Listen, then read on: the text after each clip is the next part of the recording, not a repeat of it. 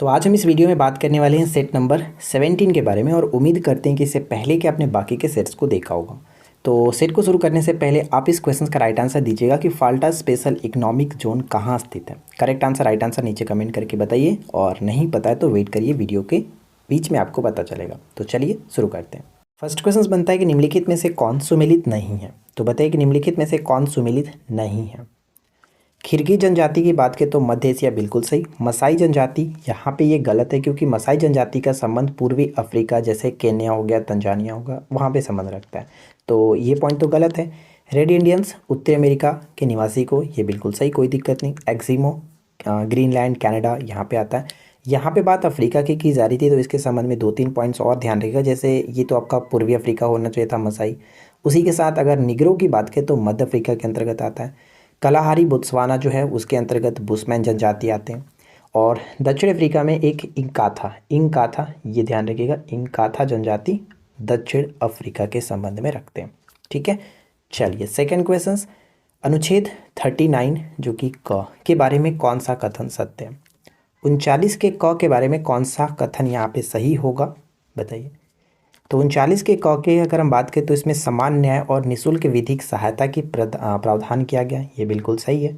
और इसे 44वें संविधान संशोधन अधिनियम 1978 के द्वारा जोड़ा गया था, ये पॉइंट गलत है क्योंकि 42वें संविधान संशोधन के द्वारा 4 नए खंडों को जोड़ा गया था भाग 4 में। ध्यान रखिएगा, भाग 4 में 4 नए खंडों को जोड़ा गया था और वो 4 कौन कौन से थे तो उनको मैं आपको यहाँ पे बताता हूँ। जैसे पहला तो आपने देखा कि 39 का क होगा, ठीक है, 39 का क। सेकेंड अगर हम बात करें तो 39 के च आएगा। 39 के च के अंतर्गत आता है क्या है तो शोषण से बच्चों एवं वयस्कों की जो सुरक्षा की बात कही गई है, इसी के अंतर्गत कही गई है। और 43 का जो क है इसी के अंतर्गत आता है, इसको भी जोड़ा गया था। इसमें क्या आता है तो इसमें कहा गया कि उद्योग के प्रबंधन में कर्मचारी का भाग लेना, जो कि इसमें बात कही गई है। और एक था 48 का क। 48 के क के अंतर्गत पर्यावरण हो गया, वन तथा वन्य जीवों की सुरक्षा के प्रावधान किया गया था। तो यहाँ पे 4 चीज़ों को जोड़ा गया था, 39 का क और 39 का च, 43 के क और 48 के क, 4 चीज़ों को जोड़ा गया था, ये ध्यान रखना है। तो सिर्फ और सिर्फ यहाँ पे सही है आपका ऑप्शन ए, इसलिए करेक्ट आंसर केवल और केवल ए को टिक करेंगे। ठीक है, कार्यपालिका से न्यायपालिका के पृथक्करण का जो सिद्धांत है संविधान के किस भाग में वर्णित है। संविधान के किस भाग में वर्णित है तो यहाँ पे सही आंसर हो जाएगा ऑप्शन सी, क्योंकि राज्य के नीति निर्देशक तत्वों के अंतर्गत ही राज्य के कार्यपालिका से न्यायपालिका का पृथक्करण अनुच्छेद 50 के अंतर्गत आता है। तो 50 किसके अंतर्गत आएगा, राज्य के नीति निर्देशक सिद्धांत के अंतर्गत, क्योंकि 36 से लेकर के 51 तक इसके अंतर्गत आता है। ठीक है, और इसको कहाँ से लिया गया तो आयरलैंड के संविधान से इसको ग्रहण किया गया था, ये ध्यान रखना है। ठीक है, चलिए आगे बढ़ते हैं। नेक्स्ट वन है कि छठी अनुसूची में वर्णित निम्नलिखित राज्यों के जनजाति क्षेत्रों के प्रशासन के बारे में प्रावधान है। उनमें से कौन सा राज्य इसमें शामिल नहीं है, कौन सा राज्य इसमें शामिल नहीं है। तो इसके अंतर्गत 4 राज्यों के बारे में उल्लेख किया गया था, असम, मेघालय, त्रिपुरा और एक होता है मिजोरम। ठीक है, मिजोरम। तो यहाँ पे आपका मणिपुर जो कि पॉइंट गलत है, इसलिए राइट आंसर हम ऑप्शन बी को टिक करेंगे। 1, 2, 3 बिल्कुल सही होगा। ठीक है, इसे ध्यान रखना है। नेक्स्ट क्वेश्चन कह रहा है कि जनांकीय सिद्धांत की विलंबित वृद्धि की अवस्था की व्याख्या करता है।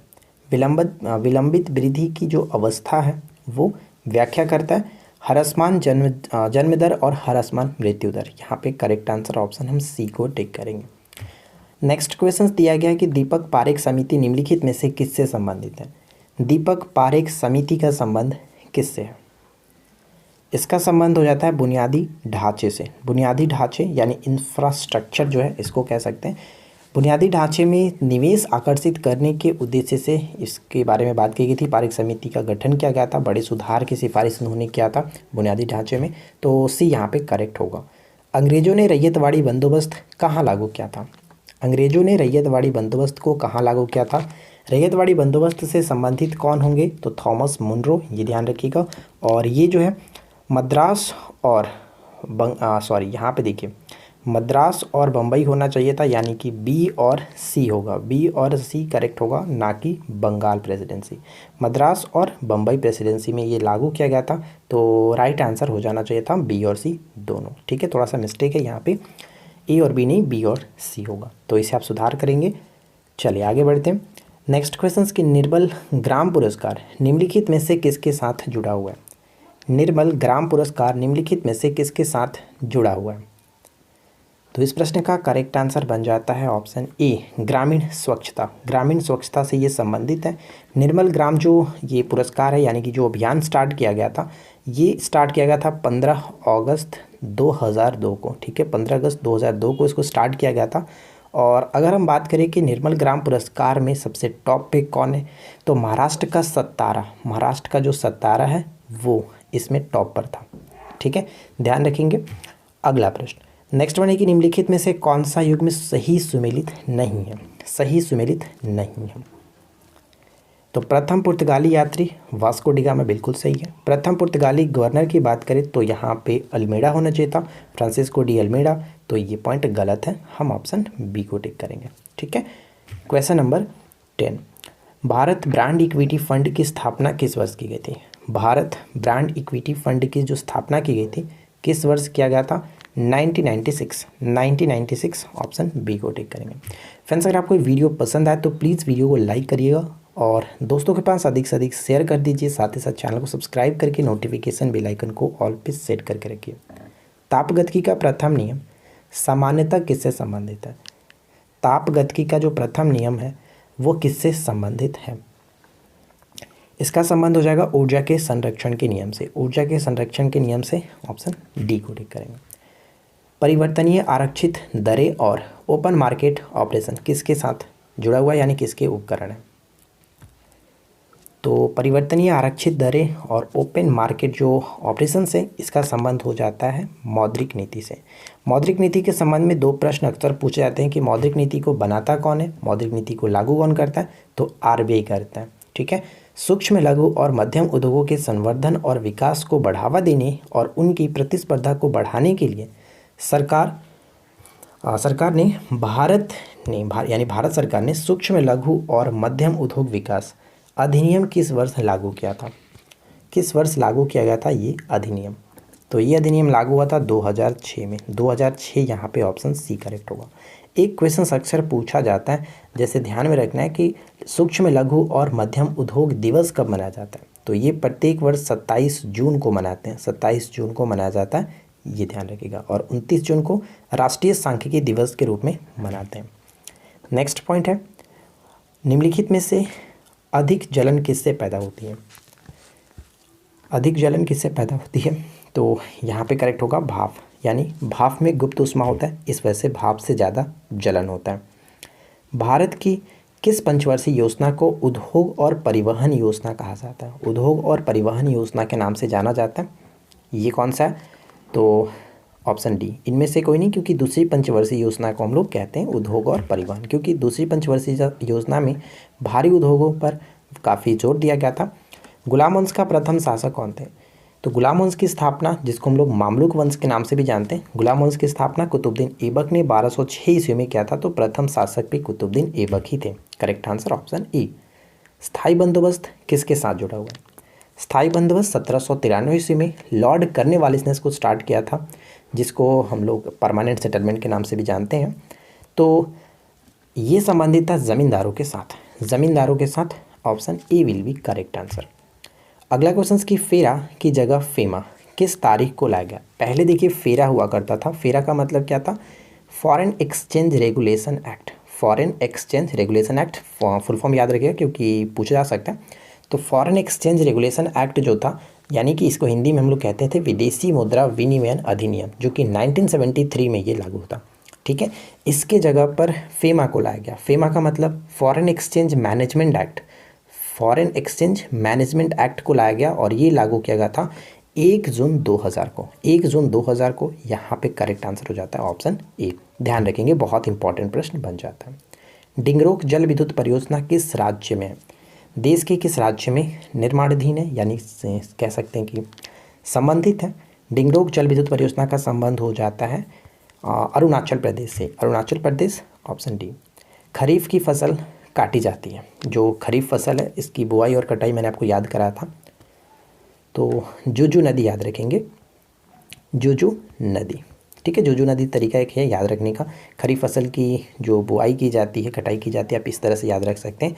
जून जुलाई में इसकी बुआई की जाती है, जून जुलाई में बुआई की जाती है और नवंबर दिसंबर में कटाई की जाती है, यानी कि 9 से नवंबर, 10 से दिसंबर, नवंबर दिसंबर में इसकी कटाई की जाती है। तो यहाँ पे कह सकते हैं नवंबर के प्रारंभ में, करेक्ट होगा नवंबर के प्रारंभ में। राइट आंसर ऑप्शन हम डी को टिक कर सकते हैं, क्योंकि नवंबर दिसंबर है तो स्टार्टिंग जो सबसे पहला आपको पॉइंट्स दिखे नवंबर में प्रारंभ होती है, तो डी को टिक कर सकते हैं।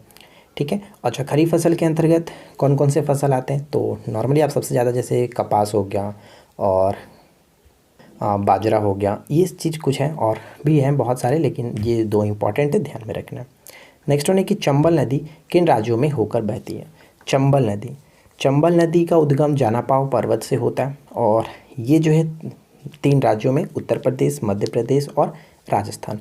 तो 1 2 3 यहाँ पे करेक्ट आंसर होगा, ऑप्शन हम सी को टिक करेंगे। अच्छा, चंबल नदी की जो प्रमुख सहायक नदियाँ हैं वो कौन सी हैं? एक तो आपको ध्यान रखना है सिंध, सिप्रा हो गया, काली हो गया, कुन्नू हो गया, ये कुछ इंपॉर्टेंट है, इसको याद रखेंगे। निम्न में से कौन से तारे सुबह और शाम के तारों का प्रतिनिधित्व करते हैं, यानी जिसे हम लोग भोर का तारा, शाम का तारा के नाम से जाना जाता है, वो कौन है? तो वो है आपका शुक्र। ठीक है, शुक्र, यानी कि सुबह का तारा भी शुक्र, यानी भोर का तारा भी शुक्र और संध्या का तारा, शाम का तारा भी शुक्र होता है। अच्छा, यहाँ पे जो पहला ऑप्शन हम देख रहे हैं बुध और शुक्र, इनके संबंध में बस एक चीज़ ध्यान रखिएगा कि बुध और शुक्र हमारे सौर मंडल के यानी 8 ग्रहों में से 2 ऐसे ग्रह हैं जिनका कोई भी अपना उपग्रह नहीं है, कोई भी इनका सैटेलाइट नहीं है। इनके सैटेलाइटों की संख्या, उपग्रहों की संख्या 0 होता है। ठीक है।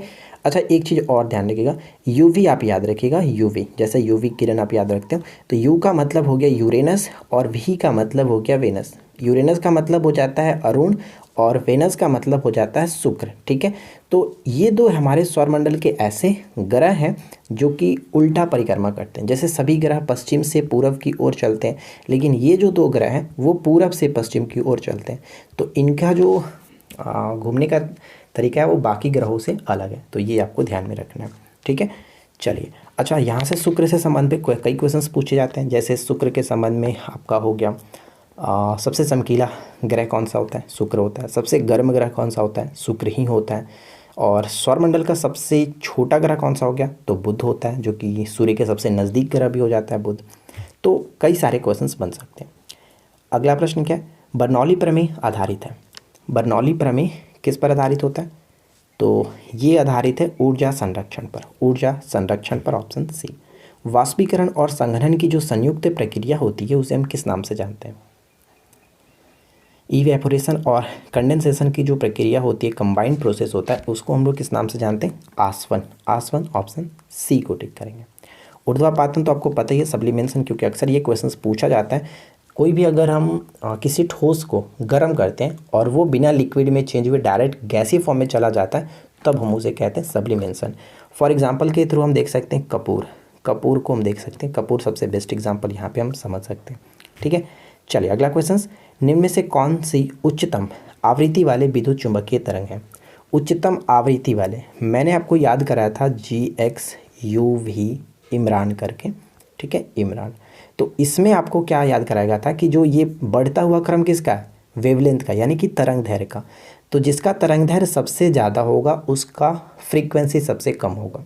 ठीक है, क्योंकि ये भी आपको पता है V बराबर n लेमडा होता है, n लेमडा। तो इस तरह से, क्योंकि देखिए n लेमडा का मतलब क्या हुआ कि अगर ये दोनों क्या है, अगर ये फ्रीक्वेंसी है तो ये आपका वेवलेंथ है, ये बढ़ेगा तो ये घटेगा। तो अगर हम यहाँ पे देखें, ये तरंग दैर्घ्य का बढ़ता हुआ क्रम है, यानी कि जो यहाँ पे गामा जो किरण है उसका तरंग दैर्घ्य सबसे कम है और यहाँ पे जो रेडियो वेव है उसका तरंग दैर्घ्य सबसे ज़्यादा है। तो अगर हम यहाँ पे फ्रीक्वेंसी की बात करें, यानी आवृत्ति की बात करें, तो जिसका तरंग दैर्घ्य सबसे कम उसका फ्रीक्वेंसी सबसे ज़्यादा, यानी कि गामा किरण का फ्रीक्वेंसी सबसे ज़्यादा होगा अन्य की तुलना में। तो राइट आंसर यहाँ पे हो जाएगा ऑप्शन डी। आई होप कि ये पॉइंट्स आपको क्लियर हुआ होगा। चलिए अगला क्वेश्चन क्या बनता है? राजा राम मोहन राय की मृत्यु के पश्चात ब्रह्म समाज को 2 अनुभागों में विभक्त हो गया। भारत का ब्रह्म समाज और आदि ब्रह्म समाज, इन दोनों अनुभागों के नेता क्रमशः कौन कौन थे?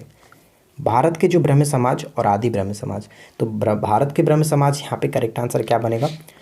सही answer option C, option A यानी कि केशव चंद्र सेन और देवेंद्र नाथ टैगोर, ऑप्शन ए। अच्छा, ये विभक्त कब हुआ था? पहली फूट पड़ी थी 1866 में, ये भी पूछा जाता है। ब्रह्म समाज की स्थापना राजाराम मोहन राय ने किया था 1828 ईस्वी में। निम्न में से कौन सही तरीके से मिलान किया गया? तो बताइए कि कौन सही तरीके से मिलान किया गया। देखिए, युवा बंगाल आंदोलन हेनरी विवी डेरोजियो होना चाहिए था, तो ये तो पॉइंट गलत है, पहला पॉइंट गलत। प्रार्थना समाज आत्माराम पांडुरंग न्यायमूर्ति जो गोपाल नहीं, एम.जी. रनाडे, ये बिल्कुल सही है। साथ ही साथ आत्मीय सभा राजाराम मोहन राय, यानी सेकंड और थर्ड में कोई प्रॉब्लम नहीं है, सही यहाँ पे करेंगे ऑप्शन हम बी को। ठीक है। मौलाना आज़ाद को किसने कांग्रेस के धर्मनिरपेक्षवाद का मुखौटा कहा? कांग्रेस के धर्मनिरपेक्षवाद का मुखौटा कहा मौलाना अबुल कलाम आज़ाद को किसने? मोहम्मद अली जिन्ना ने, मोहम्मद अली जिन्ना ने। शासक बनने के बाद 12 अध्यादेश जारी करने वाला मुगल बादशाह कौन था? 12 अध्यादेश जारी करने वाला मुगल बादशाह कौन था? तो मुगल बादशाह वो थे जहांगीर, जहांगीर जिन्होंने 12 गद्दी पर बैठने के कुछ समय के पश्चात ही इन्होंने 12 अध्यादेश जारी किए थे, जिसमें बहुत सारे महत्वपूर्ण कह सकते कि अध्यादेश था। उसमें से कुछ जैसे कि छोटे छोटे अनेक जो कर है उनको समाप्त किया जाना चाहिए।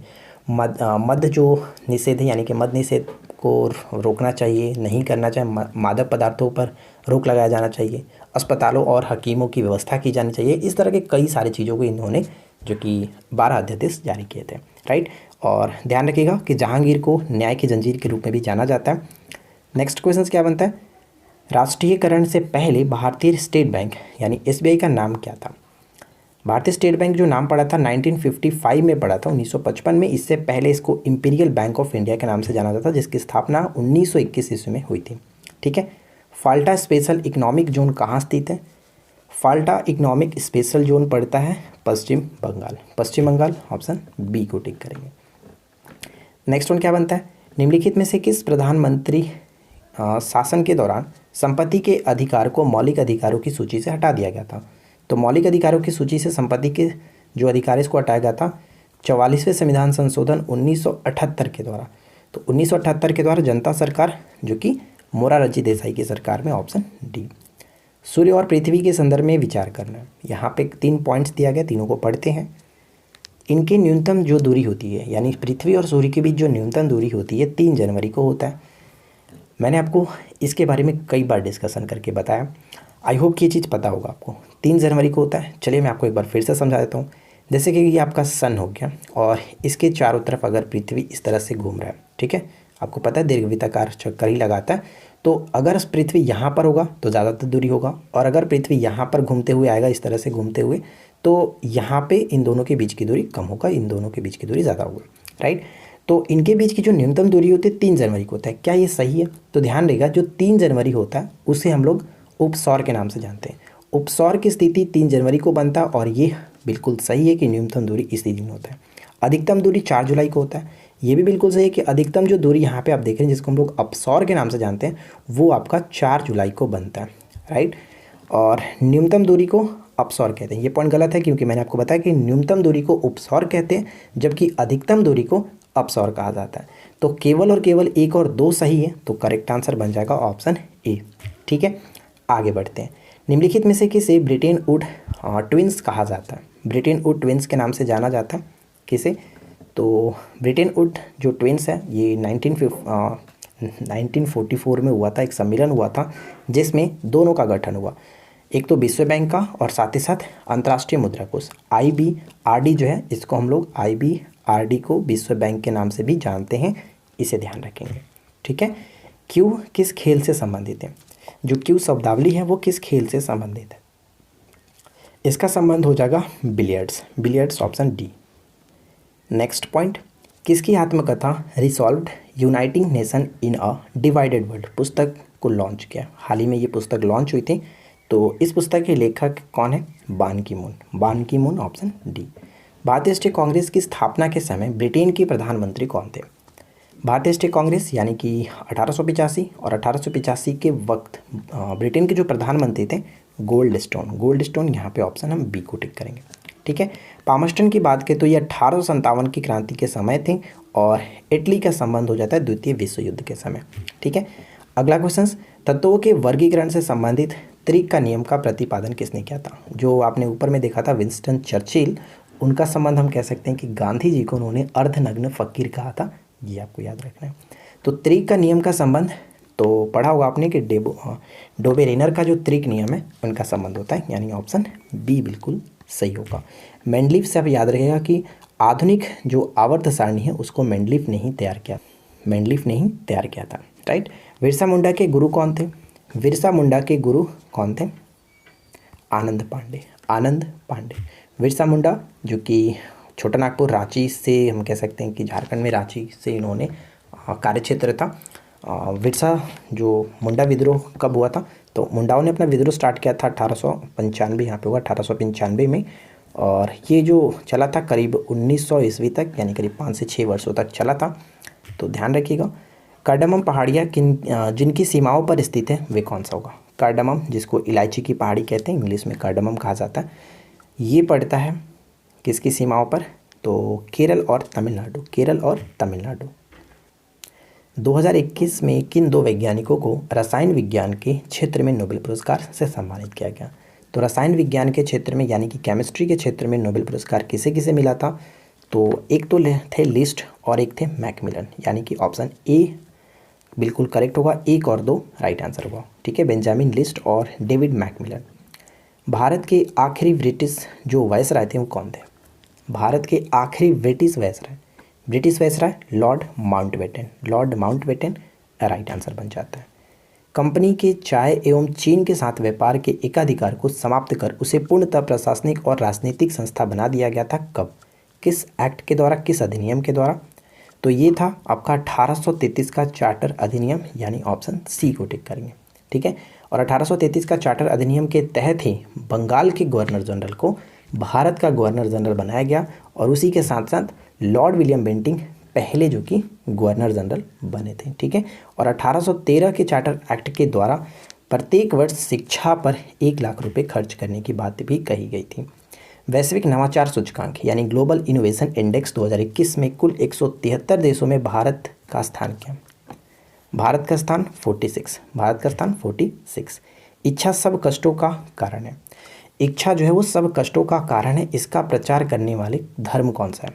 इच्छा सब कष्टों का कारक है, इसका प्रचार करने वाले धर्म जो है वो बौद्ध धर्म है, ऑप्शन ए। गरीबी हटाओ नारे के तहत निम्नलिखित में से कौन सी योजना शुरू की गई थी? गरीबी हटाओ नारे के द्वारा कौन सी जो कि योजना स्टार्ट करी गई थी? तो यहाँ पे कह सकते हैं 20 सूत्री जो कार्यक्रम है, ऑप्शन बी करेक्ट होगा, 20 सूत्री कार्यक्रम। विधानसभा अध्यक्ष को उसके पद की शपथ कौन दिलाता है? विधानसभा अध्यक्ष को उसके पद की शपथ कौन दिलाता है? तो राइट आंसर क्या बन जाएगा? ऑप्शन डी, इनमें से कोई नहीं, क्योंकि इनको शपथ की ज़रूरत नहीं पड़ती है, कोई भी शपथ नहीं दिलाता है। सुजाता किस पशु की प्रजाति है? सुजाता किस पशु की प्रजाति है? तो गाय यहाँ पे करेक्ट आंसर होगा, option A guy. Next question ये कह रहा है कि नौकरियों तथा शैक्षणिक संस्थाओं में समाज के कमजोर वर्गों के लिए आरक्षण उपलब्ध कराने के लिए केंद्र सरकार को कौन सा अनुच्छेद अधिकार प्रदान करता है? कौन सा अनुच्छेद प्रदान करता है? तो ये अधिकार अनुच्छेद 16, ऑप्शन ए करेक्ट होगा, अनुच्छेद 16। आज की इस वीडियो का आखिरी क्वेश्चन है कि गणेश शंकर विद्यार्थी पुरस्कार किस क्षेत्र से संबंधित है? गणेश शंकर विद्यार्थी पुरस्कार का संबंध किस क्षेत्र से? मैं आपको बता दूं कि इस प्रश्न का राइट आंसर बन जाएगा ऑप्शन डी, पत्रकारिता। गणेश शंकर विद्यार्थी पुरस्कार हिंदी पत्रकारिता और रचनात्मक साहित्य के क्षेत्रों में उल्लेखनीय कार्यों के लिए विशिष्ट योगदान करने वाले व्यक्तियों को मिलता है, और पहली बार ये जो पुरस्कार मिला था 1989 में ये दिया गया था, ठीक है। तो आई होप कि आप लोगों को आज का ये वीडियो पसंद आएगा। वीडियो अच्छा लगा हो तो वीडियो को लाइक कर दीजिएगा, दोस्तों के साथ शेयर कर दीजिएगा, साथ ही साथ चैनल को सब्सक्राइब करके नोटिफिकेशन बेल आइकन को ऑल पे सेट रखिए। चलिए हम मिलते हैं नेक्स्ट क्लास में। Thanks for watching, keep learning, have a good day.